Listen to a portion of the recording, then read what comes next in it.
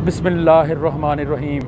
अस्सलामु अलैकुम नाज़रीन, इंतहाई अफसोसनाक ख़बर आपको दे रहा हूँ। मुहक्किक, अदीब, शायर, रेडियो पाकिस्तान इस्लामाबाद के साबिक स्टेशन डायरेक्टर अब्दुल हफीज़ इंतकाल कर गए हैं। उनकी नमाज जनाजा रावल पार्क रावलपिंडी में अदा की गई। बहैसियत इंसान वो एक मिसाली इंसान थे। बहैसियत मुसलमान वो एक साहिब किरदार शख्स थे, और बहैसियत प्रोड्यूसर वो बहुत बेहतरीन प्रोड्यूसर थे, और वो एक आलिम दीन भी थे, मुसन्निफ़ भी थे और मुहक्किक भी थे।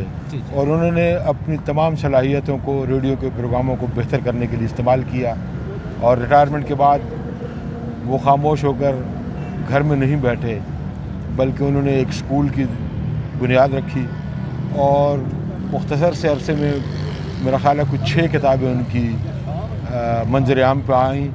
और अभी बहरहाल वो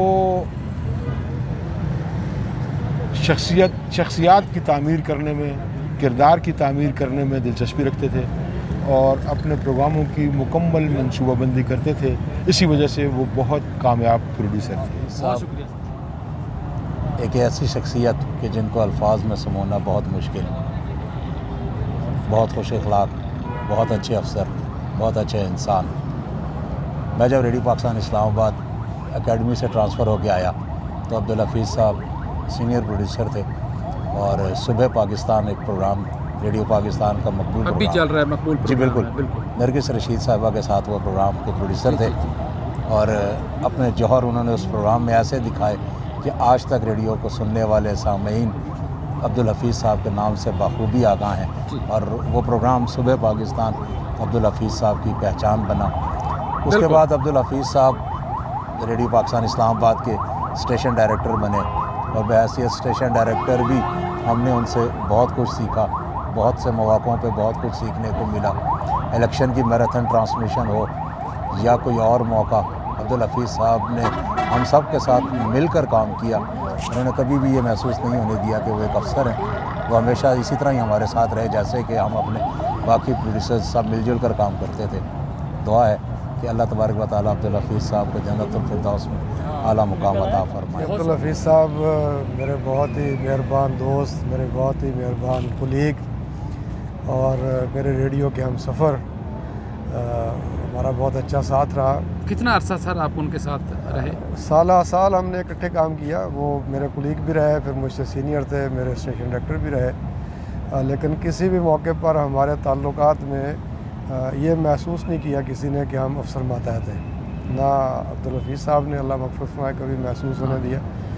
और लोगों को भी ये था कि इनका बहुत ही गहरा याराना है आपस में, दोस्ती आपस में, और था भी इसी तरह से कि हम अपने तमाम दुख दर्द के साझी थे। अभी पिछले हफ्ते उनका टेलीफ़ोन आया कि 8:30 बजे के करीब रात को। काफ़ी लंबी बातचीत हुई, और उसमें उन्होंने पूछा कि इस तरह से मेरे तो मतलब यूँ समझ लीजिए कि वो ख़ुद, बल्कि उन्होंने एक दफ़ा कहा कि मियाँ साहब आप मेरे दोस्त ही नहीं, कुलीग ही नहीं, बल्कि आप मेरे भाई हैं। इसलिए कि उनके भाई नहीं थे कोई और, अकेले थे अपनी बहनों के भाई। तो ये उनकी तरफ से कहना था, और हकीकत भी ये है कि हमारा ताल्लुक़ जो है वो भाइयों की तरह ही। अब्दुल हफीज़ बहुत ही बड़ी शख्सियत का नाम है, और सेल्फ मेड आदमी थे, और उन्होंने बहुत मेहनत की। बहुत अच्छे ब्रॉडकास्टर थे, बहुत अच्छे राइटर थे, और बहुत अच्छे प्रोड्यूसर थे। और दूसरी बात यह है कि बहुत मेहनत करने वाले थे, और बहुत ही फ़र्ज़शनास प्रोड्यूसर थे। उनमें ख़ास तौर पर जो मैं समझता हूँ कि जो तारीख़ का जो मौजू है, इस हवाले से उनका शगफ़ बहुत ज़्यादा तारीख़ के साथ था, और बिलख़ुसूस तारीख़ इस्लाम के साथ उनकी बड़ी गहरी वाबस्तगी थी। और बहुत अच्छे मुसन्निफ़ भी थे, बिलख़ुसूस खाका निगारी में मैं समझता हूँ कि उनका एक अपना एक मखसूस अंदाज़ है और उनकी एक किताब इसी हवाले से आई है, मेरे अहद के चंद बाकमाल लोग, जिसमें उन्होंने रेडियो पाकिस्तान की कुछ मारूफ शख्सियात के बारे में उनके खाके लिखे हैं। और ये एक खुदादाद सलाहियत है जो उनको वदियत की गई थी कुदरत की तरफ से, और इल्म से मोहब्बत करने वाले थे, बेपनाह इल्म से मोहब्बत करते थे और साहिब मुताला शख्सियत थे। और सबसे बड़ी बात यह है कि वो एक बहुत अच्छे इंसान थे, बहुत अच्छे दोस्त थे। और मैं ये समझता हूँ कि उनके जाने से यकीनन एक रेडियो पाकिस्तान की जो लोग हैं उनको यकीनन उनकी कमी महसूस होती रहेगी, और वो एक बहुत ही सुनहरी यादें हमारे पास छोड़ के गए। बहुत शुक्रिया। बहुत अच्छे अफसर थे, बहुत ही अच्छे अखलाक के मालिक थे। जब भी कभी आमना सामना होता है उनके घर जाने का कई दफ़ा इत्तेफाक हुआ, और बड़े प्यार मोहब्बत से पेश आते थे, बड़े अखलाक से पेश आते थे। हमारे उस्तादों में से थे, उनसे मैंने बहुत कुछ सीखा। वो बैक वक़्त एक अदीब थे, सहाफ़ी थे, वो बेहतरीन मुहक़्क़िक़ थे, मुसन्निफ़ थे माशाअल्लाह। और उसके साथ साथ यह है कि वो जो जदीद उलूम है और जदीद जो आसरी उलूम है, आसरी उलूम और दीनी उलूम, उन पर उनका जो है दस्तरस हासिल थी उनको। और एक बेहतरीन पाए के मुहक़्क़िक़ थे। मुझे जब मेरा भी ताल्लुक़ जो है तसनीफ़ व तालीफ़ से रहा है, और मैं एक शायरी से जो है मेरी रही है। जब भी कोई ऐसा लफ्ज़ मुझे अदबी तौर पर जो है कुछ मुझे शुबा पड़ता, तो मैं बराह रास्त उनसे जनाब अली टेलीफोन पर मैं राबिता करता और उनसे जो है रहनुमाई हासिल करता। और वो बहुत ही खद्दा पेशानी के साथ, बहुत ही हंसमुख चेहरे के साथ और बहुत ही शुस्ता अंदाज में, शुस्ता जो है गुफ्तगू के साथ मुझे मरहमत फरमाते। और हमारे मैं याद करूं कि अल्लाह ताला के नबी ने फरमाया कि बेहतरीन इंसान, बेहतरीन जो मुसलमान की जो सिफ़त है वो अखलाक है, बुलंद अखलाक है। वो बुलंद अखलाक पर फाइज थे जी, वो बुलंद अखलाक वाले थे जी। और इसके साथ साथ एक जब कोई मिलता तो हंसमुख चेहरे के साथ और बहुत प्यारे अंदाज में, और जो है दोस्त हों या गैर जो है कोई लोग हों, तो उनसे वो जो है मुकालमा फरमाते, उनसे गुफ्तगू फरमाते। यहाँ मुझे हुज़ूर की हदीस याद आ रही है। सरवर आलम सल्लल्लाहु अलैहि वसल्लम ने फरमाया कि अल-इब्तिसामु अला वजहिल मुस्लिम सदक़ा, खंदा पेशानी के साथ, हंसमुख चेहरे के साथ किसी से हम कलाम होना भी, गुफ्तगू करना भी, एक साथ में कोट कर रहा हूँ हुज़ूर के अल्फाज, अल-इब्तिसामु अला वजहिल मुस्लिम सदक़ा, यानी खंदा पेशानी के साथ, हंसमुख चेहरे के साथ किसी से हम कलाम होना, ये भी एक जो है ये क्या है, ये सदक़ा है, अल्लाह के नबी ने फरमाया। और ये सिफ़त बदरज अतम मौजूद है जी। वो जब भी किसी से गुफ्तगू करते, और फिर यहाँ तक भी वो एक तवील अरसा जो है निज़ामत के उस पर फाइज रहे रेडियो पाकिस्तान के, और बेहतरीन मुंतज़िम थे जी। वो बेहतरीन मुंतज़िम थे, वो दोस्तों के दोस्त थे जी। और हम उनके जाने से बहुत, मैं समझता हूँ कि बहुत खाला ऐसे लोग जो बहुत कम पैदा होते हैं, ऐसे जो है जामिया सिफ़ात लोग जो है वो बहुत कम पैदा होते हैं। और मेरी दुआ है कि अल्लाह ताला, बल्कि सब दोस्तों की दुआ है कि अल्लाह ताला उनके जो है करवट उनको जो है दर्जात बुलंद, उनको जो है उनके रहम फरमाए, करम फरमाए, उनके दराजात बुलंद से बुलंद। माशाल्लाह बहुत बाखलाक, बहुत मिलनसार। और जो सबसे अहम बात जो मैंने ऑब्ज़र्व की, ये वो प्रोफेशनल थे। और बहुत कम लोग, और ना सिर्फ प्रोफेशनल होना एक बात है, लेकिन एक ख़ास ओहदे पे, मनसब पे पहुँच के आदमी प्रोफेशनलिज़म की जो बारीकियाँ हैं उनको भुला देता है और चल सो चल पे चला जाता है। उसको इतना वक्त नहीं होता, वो PR में ज़्यादा लगता है, लोगों के साथ उठने बैठने, मिलने बैठने के अंदर।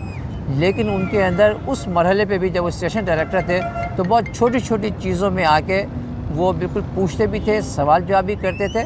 और सवाल जवाब करने का मकसद ये नहीं होता था कि उनको नहीं पता, वो सब ये देखना चाहते थे कि जो लोग बैठे हुए हैं स्टूडियो में हैं, जो काम कर रहे हैं, उनके अंदर डेप्थ कितनी है, उनकी इन्फॉर्मेशन कितनी है, उनके अंदर एक्यूरेसी कितनी है। साहब के साथ करीब कोई 36 साल रहा हूँ, इकट्ठे रहे हैं हम। उनकी जब वो एडमिनिस्ट्रेशन में थे उस ज़माने से हमारा एक ताल्लुक़ रहा है। मैं उनको बड़े करीब से अल्हम्दुलिल्लाह जानता हूँ। इंतहाई शफीक और बड़े मुखलिस हमारे साथी भी रहे हैं। और उसके बाद जब उनकी प्रमोशन एज ए प्रोड्यूसर हुई तो फिर वो हमारे मैनेजर बने, फिर वो प्रोग्राम मैनेजर बने, DC बने, फिर हमारे SD बने।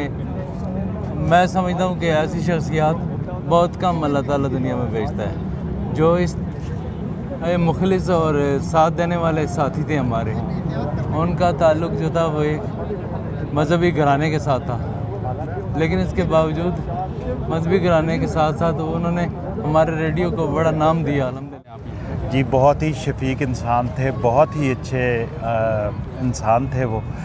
सौतुल कुरान में हमारे साथ उनका ताल्लुक़ रहा है काफ़ी ज़्यादा, और उनसे ब्रॉडकास्टिंग के हवाले से हमने बहुत कुछ सीखा है। रेडियो पाकिस्तान में आते थे, उनको ये तलफ़्फ़ुज़ के लिहाज से और उनकी इस्लाह बहुत गाइड लेते, मैं खुद उनसे बहुत गाइडलाइन लेता इस्लाह किया करते थे। फिर एक बाद ही हमारी मोहब्बत करने वाले आदमी थे। या वो आखिरी वक्त जब स्टेशन डायरेक्टर थे तो मेरी उनसे मुलाकात रावलपिंडी में होती रही। जी जी। और मुझे भी प्रोग्राम में मदऊ करते रहे। मैं तो वैसे कोई ज़्यादा इंटरेस्ट नहीं लेता था, लेकिन बहरहाल उन्होंने 2-3 बार मुझे कहा तो मैं वहाँ जाते हुए रेडियो पाकिस्तान रावलपिंडी में अपने कोई प्रोग्राम जो थे उनके मैं वो रिकॉर्ड भी कराता रहा। लेकिन उनके साथ मेरा तलक जो था ना वो इल्मी अदबी या इससे लिहाज से ज़्यादा ज़ाती तलक था हमारा। हम चूँकि एक ही फैमिली के लोग हैं, हमारा ये मतलब ये जो सुल्तानपुरा है यहाँ पर वो पैदा हुई हैं और यहीं उनकी डेथ हुई है। आज मुझे बड़ा दुख है असल सुबह जब मैं पता लगा कि उनकी डेथ हो गई है, तो सच्ची की बात यह है कि उनकी अदालत का तो मुझे इल्म था, लेकिन इतनी शदीद अदालत का नहीं इल्म था। मैं समझता हूँ कि हम एक बहुत पढ़े लिखे आदमी से महरूम हो गए हैं। मेरा नाम सरदार खान है। कितना अरसा आपने अब्दुल हफीज़ साहब के साथ काम किया? हफीज़ साहब के साथ मेरे 34-35 साल जी मैं इनके साथ रहा। जी जी। कैसा पाया आपने? मैं इनको कैसा पा सकता हूँ, मैं तो इनका एहसानमंद भी हूँ और ये मेरे मौसिम हैं। जी जी। और यही मुझे रेडियो में लेकर आने वाले भी हैं। अच्छा। और बच्चों का प्रोग्राम भी इन्होंने मुझसे करवाया। और हिलाले इक़्तिबास एक प्रोग्राम होता है फौजी भाइयों के साथ, वो भी मैं करता रहा इनके साथ। मैंने पिंडी स्टेशन पे 5 साल इनके साथ काम किया। जी जी जी। जब ये वहाँ एज ए सीनियर प्रोड्यूसर के तौर पे भी थे। जी जी। उस वक्त मैं इनके साथ काम करता था। जी। फिर आस्ता आस्ता ये और बहुत से ऐसे हमारे रहे। फिर ये इस्लामाबाद आ गए, लेकिन मैंने यहाँ इस्लामाबाद में न्यूज़ को मैंने ज्वाइन किया। जी। और न्यूज़ भी पढ़ते हुए मुझे 34 साल हो गए हैं। अच्छा अच्छा। किन किन लोगों के साथ आपने न्यूज़ सेक्शन में काम किया? मैंने न्यूज़ में सुरैया साहब जो थी वो मेरी उस्ताद मोहतरम थी। अच्छा अच्छा। और खालिद हमीद साहब मेरे उस्ताद थे। और अब्दुल सलाम साहब थे। जी जी। इन लोगों के साथ मैंने इनसे सीखा। और अर्जुमंद शाहीन के साथ भी काम किया? जी हाँ, उनके साथ भी मैंने किया। महापारा सफदर भी थी। और भी बहुत से ऐसे थी, अनीला। तो आप अपने प्रोग्राम के हवाले से रहनुमाई अब्दुल हफीज़ साहब से लेते रहे होंगे? जी, मेरा उनसे ताल्लुक़ बहुत अच्छा रहा और घरेलू ताल्लुक़ भी था, फिर हमारा बन गया। लेकिन वो इतनी खूबसूरत शख्सियत के मालिक थे कि हम किसी भी चीज़ को उनकी इग्नोर नहीं कर सकते। वो कोई एक अच्छी से अच्छी बात बताते थे और जो कोई बात होती थी वो आगे से आगे पहुंचाने की कोशिश भी करते थे। और इसी तरीके से कभी उनके कोई घर की तकरीब होना या कुछ भी होना, मैं आपको ये भी बताता जाऊं कि मैं रेडियो पाकिस्तान से तकरीबन 34 साल से वाबस्ता हूं और तकरीबन 30 साल से ज़ायद का अरसा हो गया यहाँ मैं एज ए प्रोफेशनल फ़ोटोग्राफ़ी भी करता हूँ रेडियो पाकिस्तान में। जी। अच्छा। उस अरसे में मेरे दरमियान बहुत सारे ऐसे लोग से मेरी मुलाकात हुई और बहुत से लोग जो अब रिटायर भी हो गए हैं, कुछ दुनिया में नहीं रहे, अब इस दुनिया में नहीं रहे। जैसे आज हम हफीज़ साहब के इस अफसोसनाक उसमें आए हैं, एक दिन हमने भी चले जाना है। और आज जी बिल्कुल, बेशक, इसमें कोई शक नहीं। तो अल्लाह ताला इनको गरीक रहमत करे। और अगर आपने इनका अभी भी चेहरा देखा हो तो कितना पुरसुकून चेहरा है, लग रहा है कि सोए हुए हैं। अल्लाह ताला इनको गरीक रहमत करे, इनके दो जहां अच्छे करे। बहुत इल्म वाले, इल्म दोस्त और इसी जस्तजू में रहते थे। उन्होंने प्रोग्राम को बहुत कुछ दिया। जी जी। सूबे पाकिस्तान उनकी पहचान। अस्सलाम वालेकुम। अस्सलाम वालेकुम। वालेकुम सलाम। क्या नाम है बेटा आपका? साद हफीज़। क्या ताल्लुक रिश्ता था आपका? मैं उनका बड़ा बेटा हूँ। अच्छा, कितने बहन भाई हैं आप? 3। अच्छा, बहनें कितनी हैं, भाई कितने हैं? एक बहन है और 2 भाई हैं। अच्छा बेटा, वो एक मुहक्किक थे आपके वालिद, एक मुसन्निफ थे, अदीब थे, शायर थे, मुदब्बिर थे, मेरे उस्ताद थे वो, खत्तात भी थे। खत्तात बड़े माशाल्लाह थे। मैंने बड़ी रहनुमाई उनसे ली है। बतौर वालिद कैसा बेटा आपके साथ रवैया था उनका? बहुत दोस्ताना रवैया था, बिल्कुल मुखलिस पाया है, बिल्कुल आजिज़ भी पाया है। जी जी। दोस्तों की तरह ट्रीट किया है। जहाँ जहाँ पे मुझे मुश्किल होती थी वहाँ पे मदद की है उन्होंने। कोशिश की है कि जितना मैं फ्री हैंड दे सकूं। क्या कर रहे हैं आप? मैं मास्टर्स कर रहा हूँ इलेक्ट्रिकल इंजीनियरिंग नास से, रोबोटिक्स में। अच्छा अच्छा। बेटा, आपने दादा और दादी के बारे में पता चला है कि वो 10 मिनट के फासले मतलब वक्त का सिर्फ फ़र्क था, फौत हुए हैं। वो कैसे हुआ था मामला? इस वक्त मैं तकरीबन 5 साल 6 साल का था। जी जी। मेरे लिए वो तजर्बा एक ख्वाब की तरह है। लेकिन मुझे इतना याद है कि घर का जो निज़ाम है वो उलट पुलट हो गया था बिल्कुल। जो है आपके दादा अब्दुल अजीज़ की वफ़ात पर? जी, मौलाना अब्दुल अजीज़ साहब जी। अच्छा, और आपकी दादी भी सुना है 10 मिनट बाद अल्लाह को प्यारी हो गई थी? जी बिल्कुल बिल्कुल। फिर इकट्ठा जनाजा करवाया गया था? बिल्कुल, दोनों का जनाजा जो है वो इकट्ठा ही। और कब्रें भी इकट्ठी हैं उनकी? कब्रें भी इकट्ठी हैं। और आज ये हुआ है कि मेरे जो अब्बू हैं, जी जी, मेरे वालिद मोहतरम, जी जी, उनकी कब्र भी उनके साथ, मेरे दादा जान दादी जान के साथ ही बनी है। जी जी जी। अल्लाह ताला आपको बेटा सब्र जमील अता फरमाए। Thank you. साबिक station director Rawalpindi Islamabad radio Pakistan Abdul Hafeez की मैयत जनाजा गाह लाई गई। उसके बाद नमाज जनाजा की अदायगी के लिए सफ़ बंदी वो की जा रही है। बाद अज़ां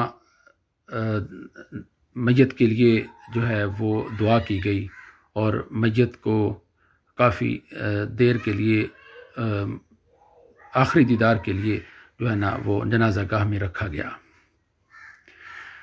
बाद अज़ां मरहूम अब्दुल हफीज़ की मैयत कब्रिस्तान लाई गई।